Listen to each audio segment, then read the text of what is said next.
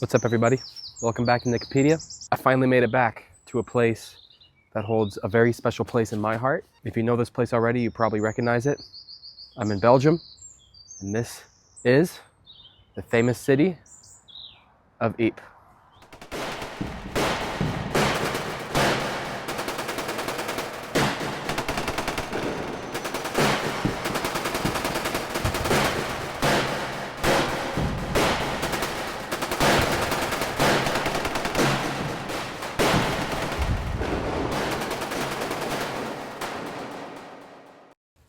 Last time I was in this city, which was about 3.5 years ago, I did a video of me exploring the sites relating to the First World War that happened around this city. And I was honestly overwhelmed with the response. Hundreds of people commented talking about their ancestors and the meaning that this place has to them. And I just knew that I had to make it back. And one of the places I didn't feature in that video when I came here initially was this place right here. Right on the old city walls of Ypres. This is Ramparts Cemetery. Now really, is there a more beautiful cemetery in all of the world? I don't think so. This place is absolutely serene. And it is a very interesting cemetery, because right here on top of the ramparts of Ypres, there was a field hospital dressing station that was established pretty much during the beginning of the fighting, the first Battle of Ypres in October 1914. So you have graves from that battle. You have graves from the Second Battle of Ypres in 1915.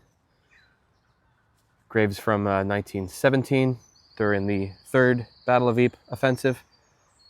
In 1918 during the German offensives. Really kind of covers in a microcosm all 4 years of fighting around this town during the First World War. And this is only one of about 170 cemeteries scattered in and around the town of Ypres.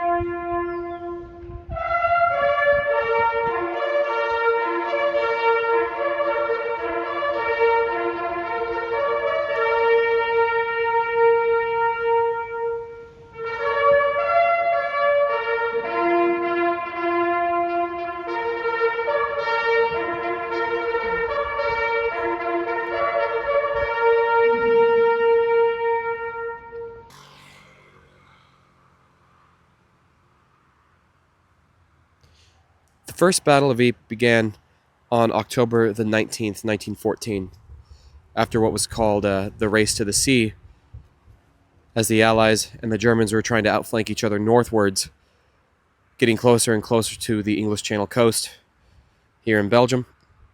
And on October the 19th, the Germans began their attacks to take the city of Ypres. And by November the 11th, the Germans had gotten to this spot.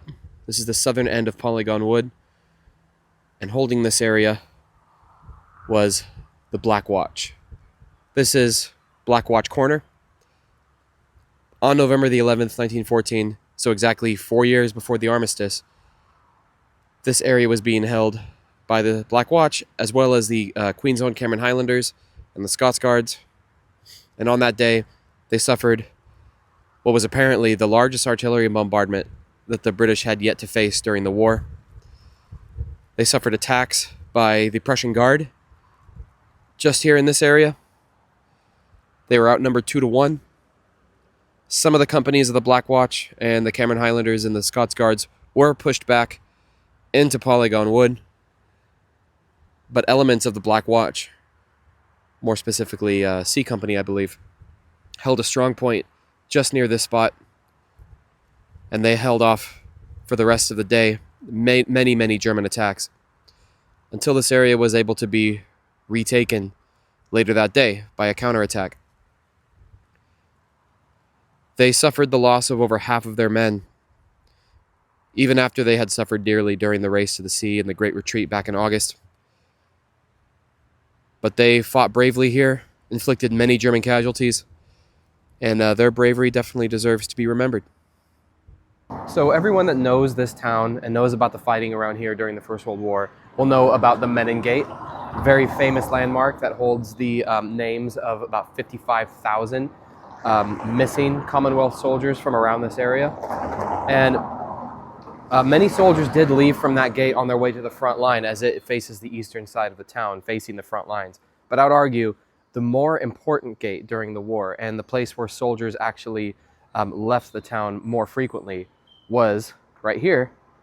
This is the Lille Gate.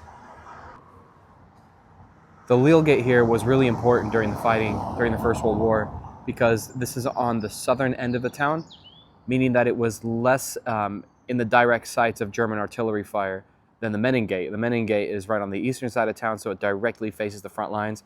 So this was a much safer area to exit the town from. The soldiers would have come below this gate, they would have crossed the bridge here over the moat, and then they would have made a left turn to the east towards the front line. A lot of people pass these signs and don't think much of them, but actually, these are some of the original cemetery signs that were put up here in the years just after the First World War for the families of these British Commonwealth soldiers that came to visit to try and find their loved ones. And if you notice, up there it says IWC. That stands for Imperial War Graves Commission. This is back during the times of the British Empire. Now it's the Commonwealth War Graves Commission, but back then it was the Imperial War Graves Commission. Really cool to see these.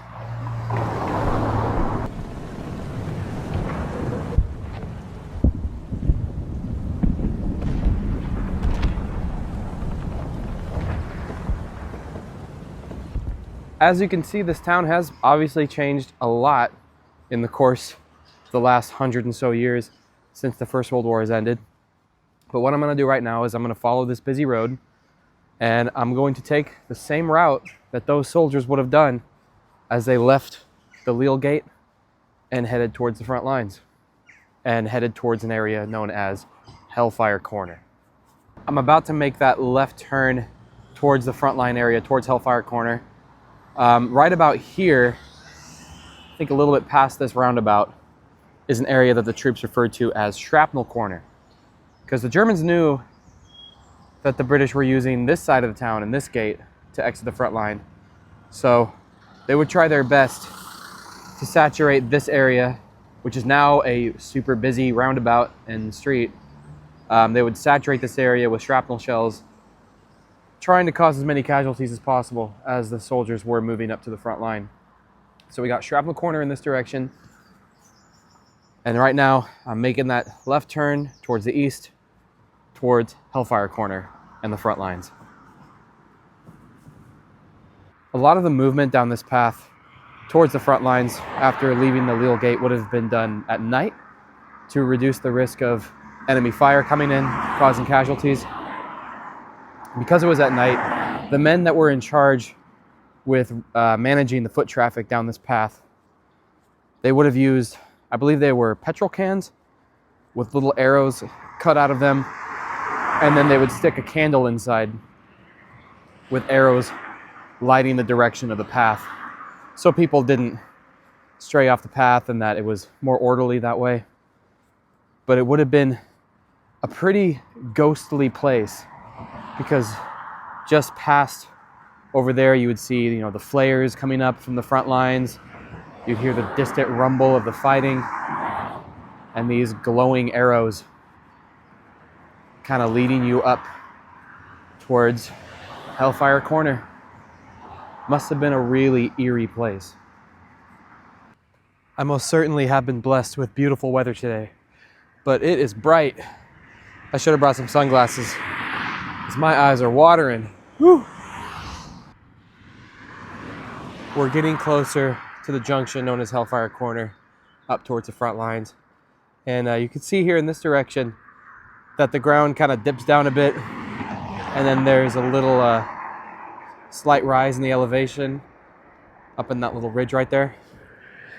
And so this area was actually super important during the war, because it was right here that they would stage, you know, their individual battalions and their regiments on the British side here before they would kind of rush over that ridge top and make their way towards the front lines, because it was just up here in this area that the Germans were honing in their artillery to try and catch any soldiers as they were making their way out.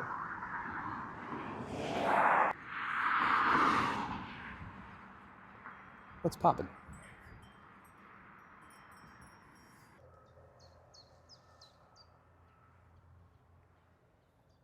This British bunker right here was built, I believe, in 1916. I'll have to double check on that. But it was used for multiple purposes during the war as a command post, and a lot of times as a field hospital, a dressing station. And you can see right here that there's all these weird shapes in the concrete. And that's because when they built this bunker, they surrounded it with sandbags before the bunker dried fully. So what you're left with after the sandbags disappeared are these sort of indentations of where the sandbags used to be. Super interesting. All right, we made it to Hellfire Corner, and my allergies are kicking my ass right now. But if you see behind me down here, we have the front lines, or the area where the front lines would have been. And here, the area known as Hellfire Corner, that important junction where the troops would jump off to their respective areas of the front line, is now a busy roundabout.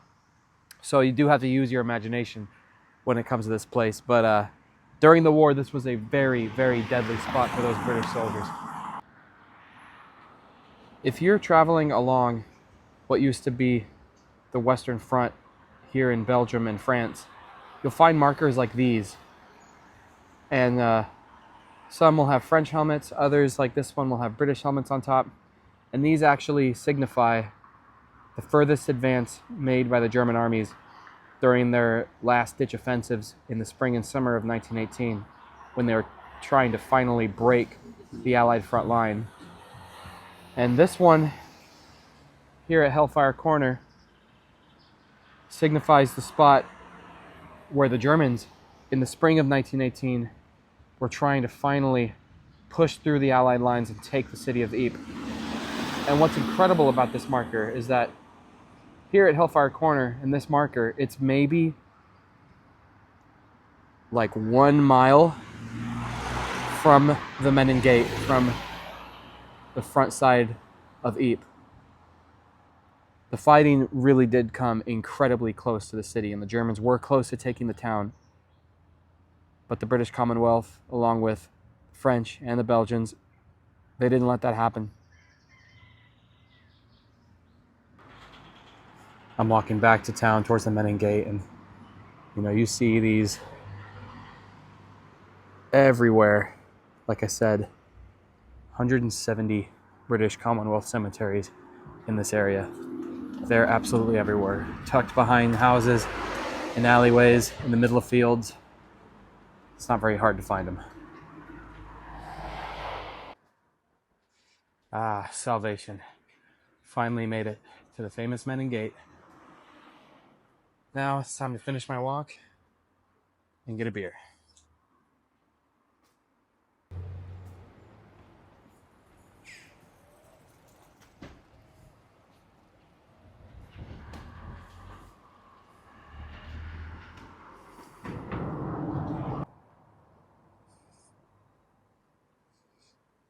Something about this place, no matter how many times you see it, it still absolutely takes your breath away. No place like it.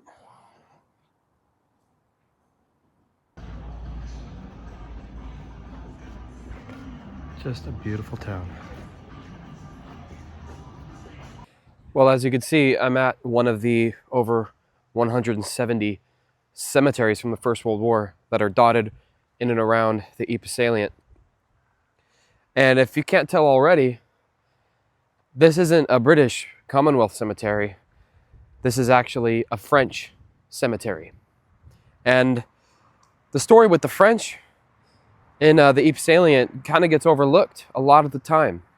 In fact, during the First Battle of Ypres in October and November 1914, the French suffered about 85,000 casualties just in that one battle. And they supported the British Commonwealth here during the 4 years of the fighting, also predominantly during the Third Battle of Ypres, the Passchendaele Offensive. And these men also very much deserve to be remembered alongside of the British Commonwealth that was here. This is St. Charles Cemetery, maybe a mile and a half from the city of Ypres.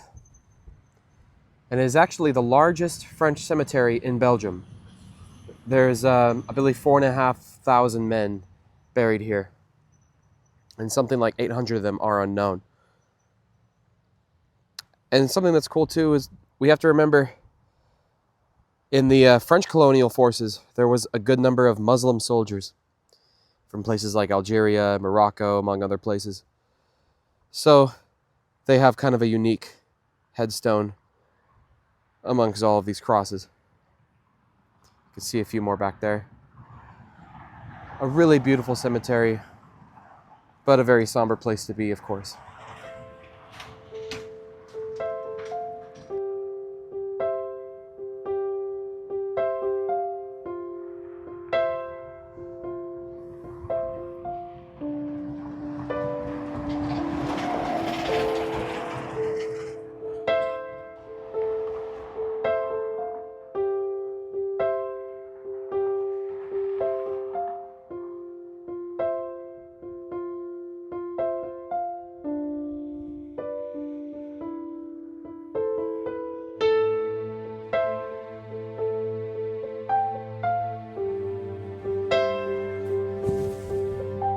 That little wooded area right there is known as Railway Wood.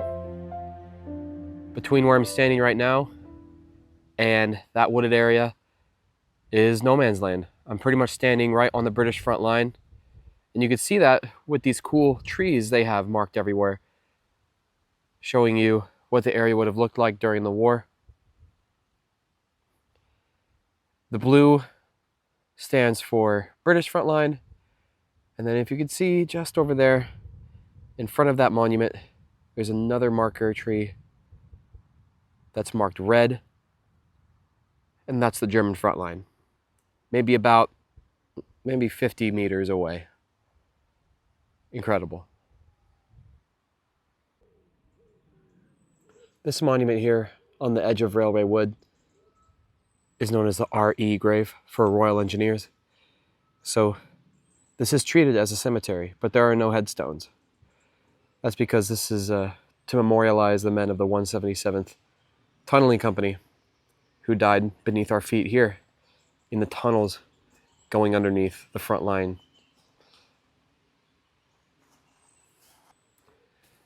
They have this area fenced off, but if you could see over there, there's a lot of big mine craters on the edge of this wood, because this is where the German front line would have been.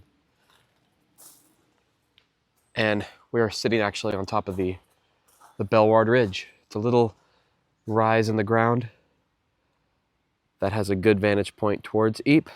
You could see the spires of the Cloth Hall and St. Martin's Cathedral very clearly from here. You could see why the Germans wanted to hold on to this piece of ground. Because even though it's not very prominent, it's not a super high ridge, it still gives you an advantage.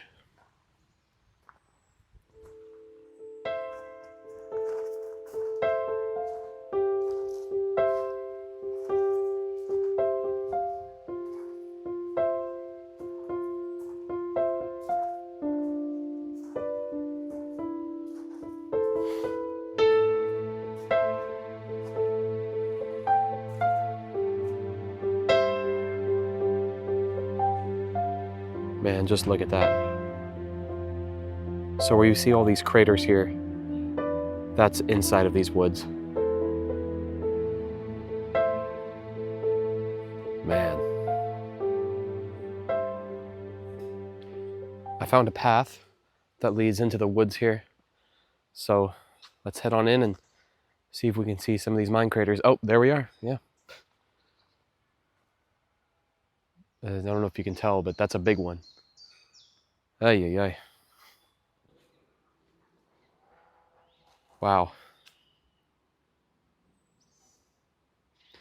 That's just wild.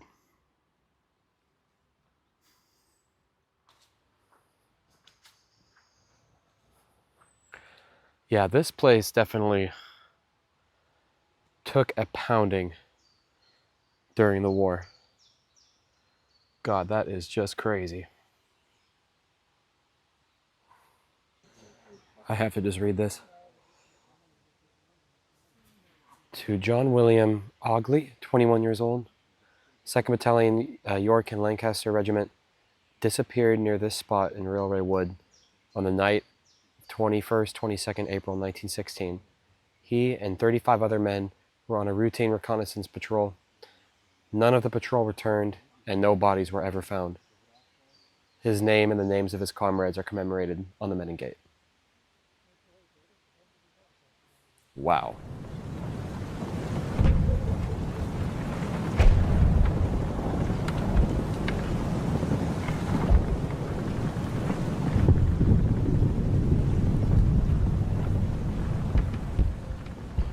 On June 16th, 1916, the Belward Ridge here, where Railway Wood sits on top of, was attacked by the Liverpool Scottish Regiment, more specifically the 1st and 10th Battalions. They would have come across this field to take the German front lines here. And unfortunately for them, they were pushed back and took about 400 casualties. I think that was about half of their men. It's an incredible place to be standing. It looks like the farmer here did a little bit of World War I recycling. These are actually the tops of rum jars that were rationed to the British soldiers here.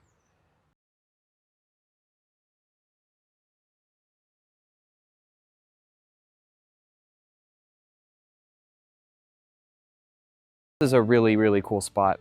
I was here a few years ago when I did my first video on Ypres. If you haven't seen that, check it out, of course. And we were down there. That is Sanctuary Wood, where some of the best preserved First World War trenches are in this area. And this area was famously held by the Canadians from April to August 1916, more specifically the 3rd Canadian Division. And the big event that happened here was in June 1916, from I believe June the 2nd to June the 13th, 1916, you have what's called the Battle of Mont-Sorel. So the Battle of Mont-Sorel, it encompasses the fighting here at Hill 62, and then there's a slight rise in the ground over in that direction known as Mont-Sorel. So between here, there, and the Bellewater Ridge off in this direction is the Battle of Mont-Sorel in June 1916. And the Canadians suffered 8,000 casualties during that battle. It's not a very well-known battle in the grand scheme of World War I, but it's a very, very iconic battle in Canadian minds. Here on top of Hill 62, you have this really cool monument to the Canadians that talks about the fighting during the Battle of Mont-Sorel here outside Ypres. And it's a beautiful monument. There's another one on top of the Passchendaele Ridge that commemorates the fighting that the Canadians did there. But what a cool place to be standing.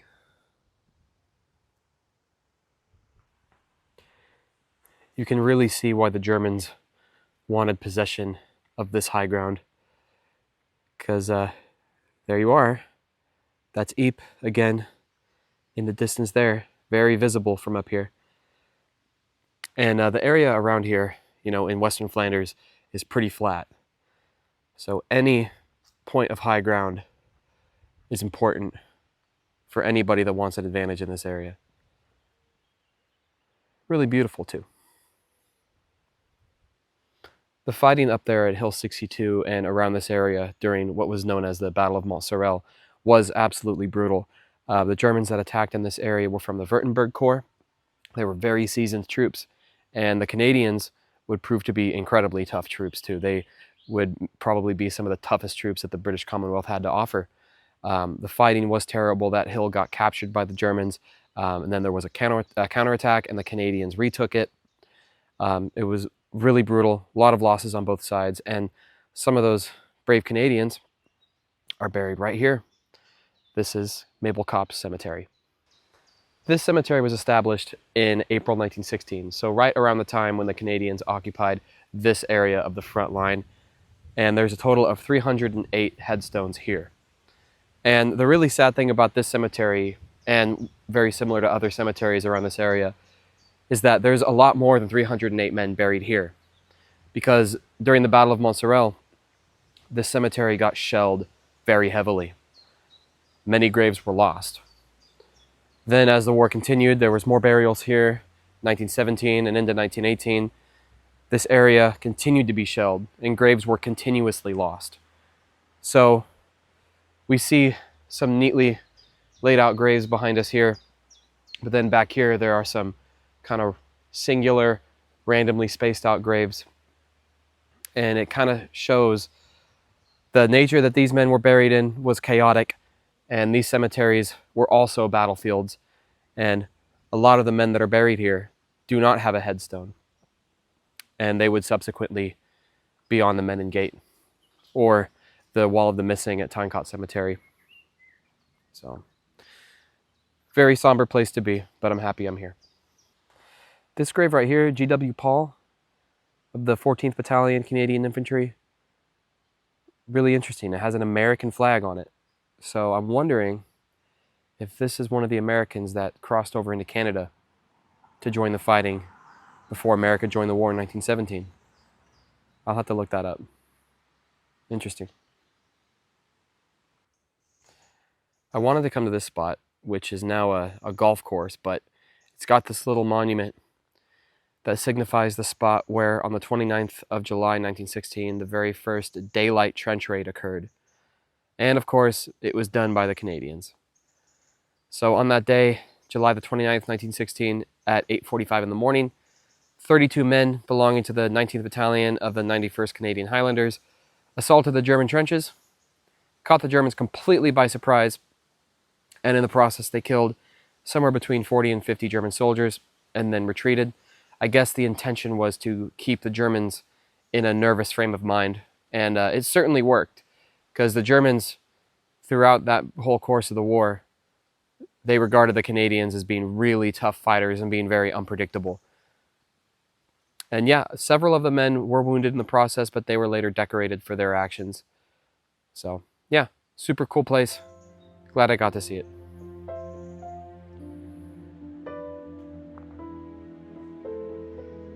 Wow. This monument is called Coming World, Remember Me. And it's a tribute to the more than 600,000 soldiers that were killed around the Ypres salient in the First World War. Wow.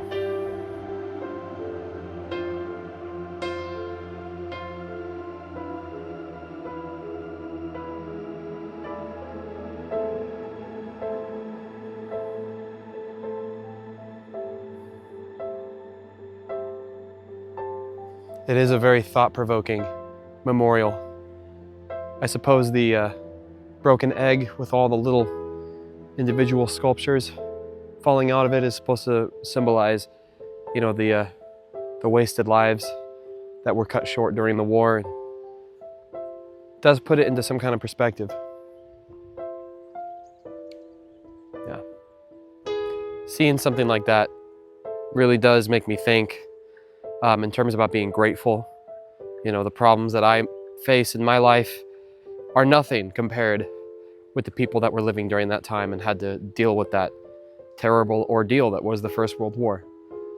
You know, if I was my age during that time, I would probably be fighting. And yeah, it's just sobering thought. You know, my problems are not that big of a deal. Right now, I'm standing on top of the Messines Ridge. Messines Ridge is a dominant piece of high ground that stretches across the southern end of the Ypres salient. And the Germans were in possession of the high ground here. And it gave them, of course, a big advantage looking over the salient from up here.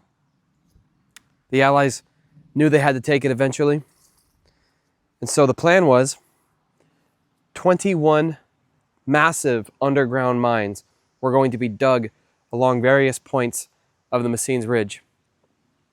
And on June the 7th at 3:10 a.m., they would all go off, and the Allies would rush the ridge and take it. And that's what happened. At 3:10 a.m., 19 of those 21 mines, 2 of them for various reasons did not go off, but 19 massive mines were exploded across this ridge that I'm standing on right now. Where I'm standing specifically, you see a German bunker right there and another one right there. So this is part of the German front line. And this part of the ridge would have been taken by the 3rd New Zealand Rifle Brigade. And the attack along the Messines Ridge was massive. It involved 12 divisions. There was Australians, New Zealanders, Canadians, Irishmen, Englishmen, Welsh, you know, all men from all over the Commonwealth were involved with taking this ridge. The battle lasted for a few days. Those initial mines that went off were said to have killed 10,000 Germans like that. Because of those mines, because of the determination that the Commonwealth soldiers showed with attacking this ridge, they captured it, thus setting the stage for what would become the 3rd Battle of Ypres, the 3rd Great Battle of Ypres, also known as the Battle of Passchendaele. But while I'm in this area, on the Messines Ridge, I'll show you a few of those massive mine craters from those explosions on June the 7th, 1917. I love looking at bunkers, and this is a super cool one. Let me take a look in here. Oh yeah, you can see some of the battle damage on here that this took during the Battle of Messines in 1917. Super interesting. This is a monument to the New Zealanders for their part in capturing the Messines Ridge.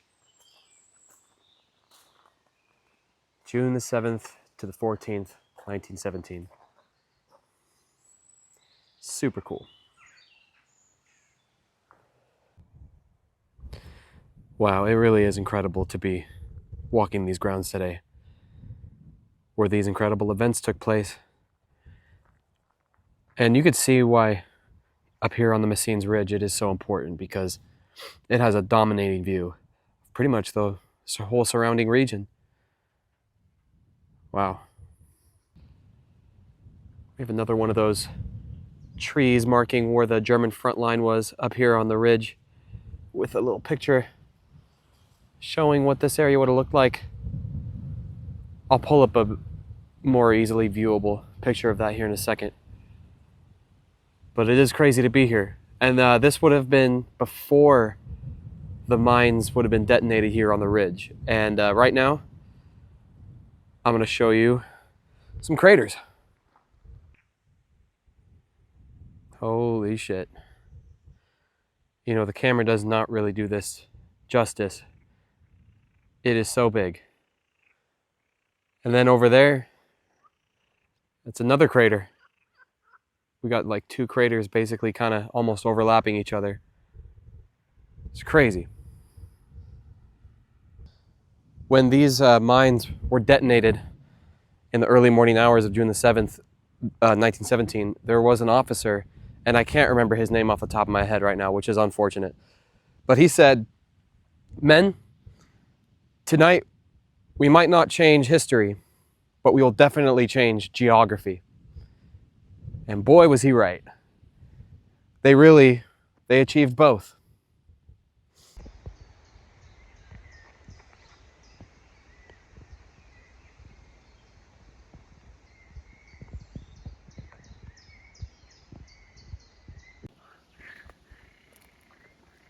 Oh my God. Yeah, like I said, you really can't tell from the camera how big these are, but this is just wild, absolutely insane. It's said that when these mines went off, the explosions were heard as far away as London. And this crater right here is a really famous one. It is really peaceful here. And so they named this crater the Pool of Peace.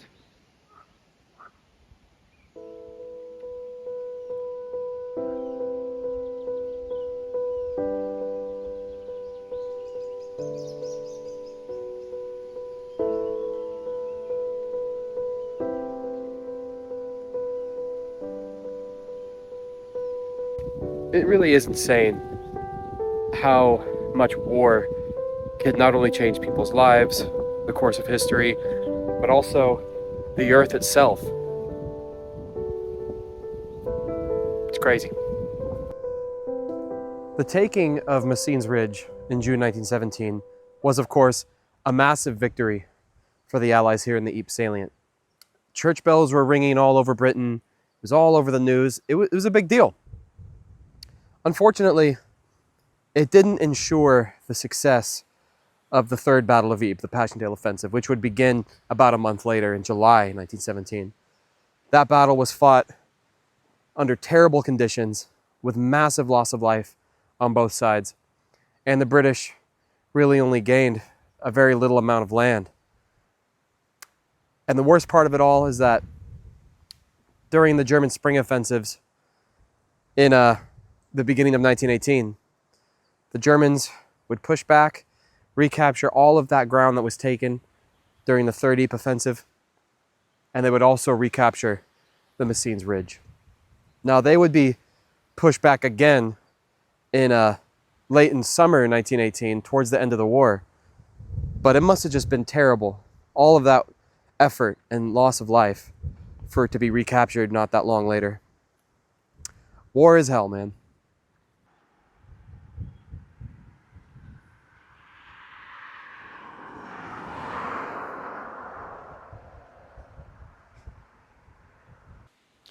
I think something that people don't realize when they're in this region visiting Ypres, or when they're learning about the battles that happened here, is that there were American soldiers that fought in this region too in 1918. This is the Kemmel American Monument just south of Ypres. And we're going to take some time to talk about these guys. So, the 27th and 30th Divisions of the AEF. They fought in this region from August the 18th to September the 4th, 1918. Now, the 27th Division was commanded by a guy named, I believe it was John O'Ryan. And O'Ryan was actually the youngest divisional commander in the whole American Army at the time. And they were nicknamed O'Ryan's Roughnecks. The 30th Division was actually a National Guard unit. And they were made up of men from North Carolina, South Carolina, Georgia, and Tennessee, among a couple other places. So they had a very southern heritage about them. And they were nicknamed the Old Hickory Division. And they fought around here between the villages of Vormezele and Weerstraat. Hope I'm pronouncing that correctly. And they began advancing to push the Germans away, take away some of their gains that they had made during their spring offensives of 1918. The men of the 27th and 30th American Divisions were sent here to the southern part of the Ypres salient in August 1918. That was due to the fact that the German spring offensive that happened in April 1918 in this region of Flanders, it was Operation Georgette. They had pushed the British lines back considerably, and the British had really taken a beating during that battle. It's kind of known as the Battle of the Lys because it stretched down into across the French border as well. And so these American divisions were sent here to help the British in trying to advance and push the Germans back away from the ground they had captured in spring 1918. Now, both of these divisions were fresh. This was both of their first times in major combat.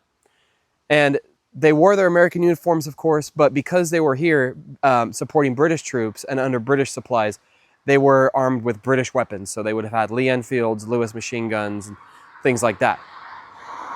And during the advance that they made between the villages of Vormezele and Weerstraat, which is here in the southern part of the Ypres salient, they would have had combined losses of about 2,200 men. So this wasn't a walk in the park by any means, and it was a baptism of fire for these two divisions. And I'm happy to be here today because the Americans here in Flanders and in the Ypres salient almost never get talked about. And a lot of them are buried in, I believe it's the only American World War I cemetery in Belgium, which is the Flanders Field Cemetery in, I think it's pronounced Vormegem. I'm not going to have time to go all the way there to visit that cemetery while I'm here this time, which is very unfortunate. I'm bummed about that, but I'm happy to be here to talk about the Americans that fought in this area. So the 27th and the 30th divisions, after their fighting here in the southern part of the Ypres salient, they were sent to the Somme region to help with the British advances over there.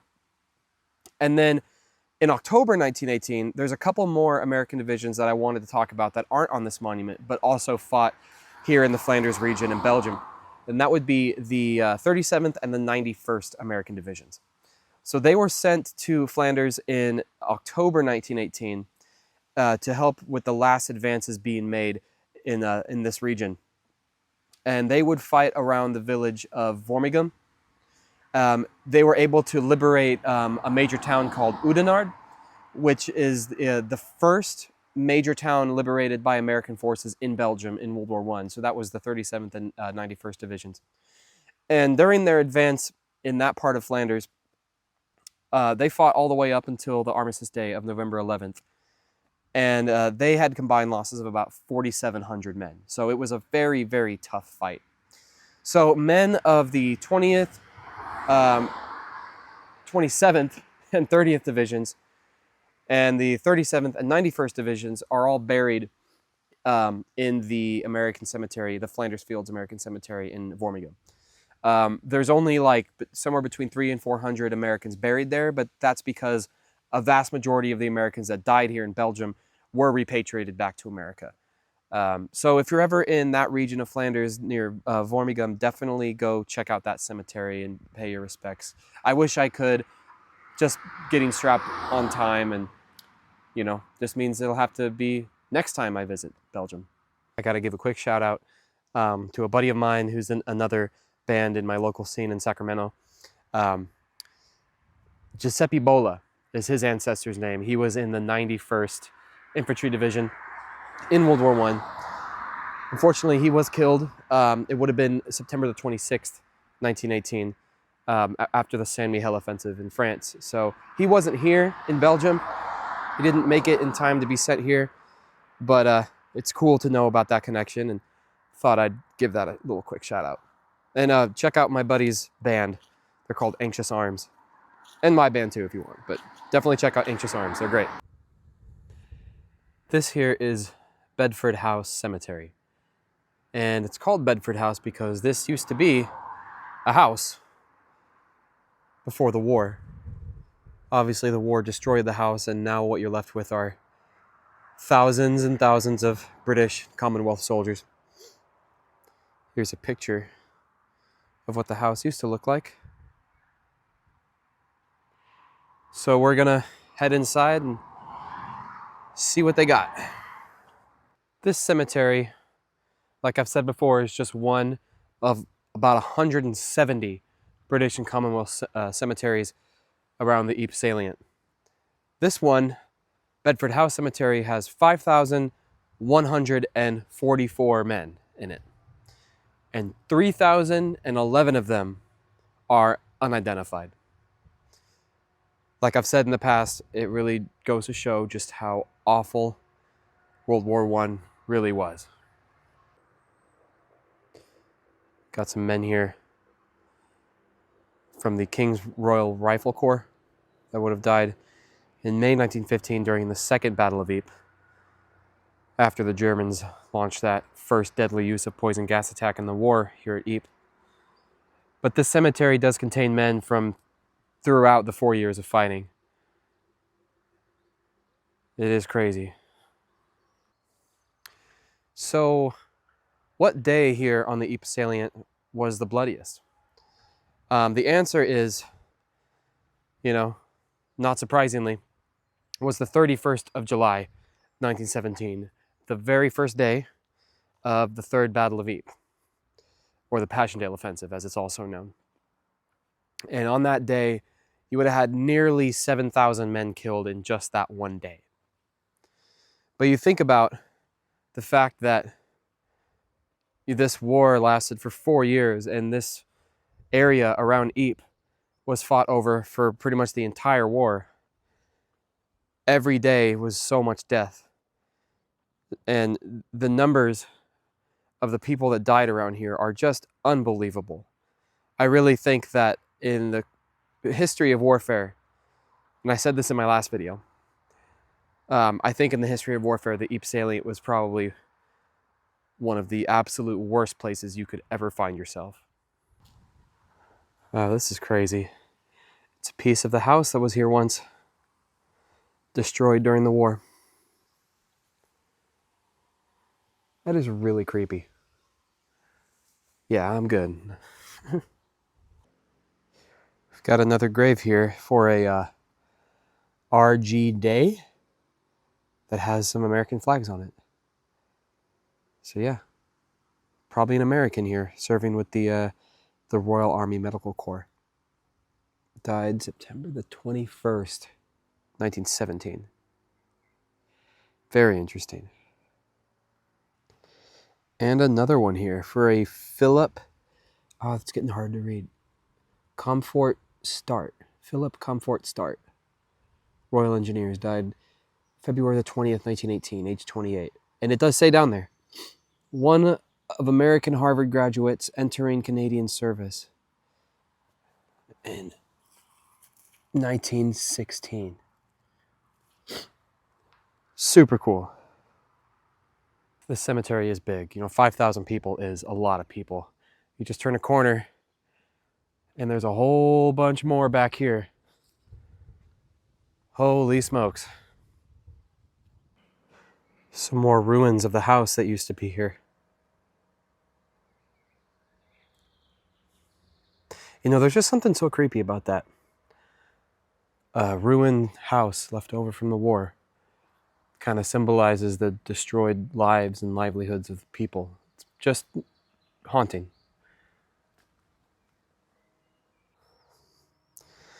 We have a singular German soldier buried here. Something very lonely about that. Being the only one here in the cemetery amongst thousands. Huh. So you might be wondering, why did I come to this cemetery, Bedford House Cemetery, out of all of the 170 something cemeteries that are in this area? I've been to a lot of them. The last time I was here in my first video, we visited Tyne Cot Cemetery, the largest of them all, about 13,000 men there. But I came here today specifically for these guys right here, and I'll show you why in just a second. Well, as you can see, these are men that were killed in World War II.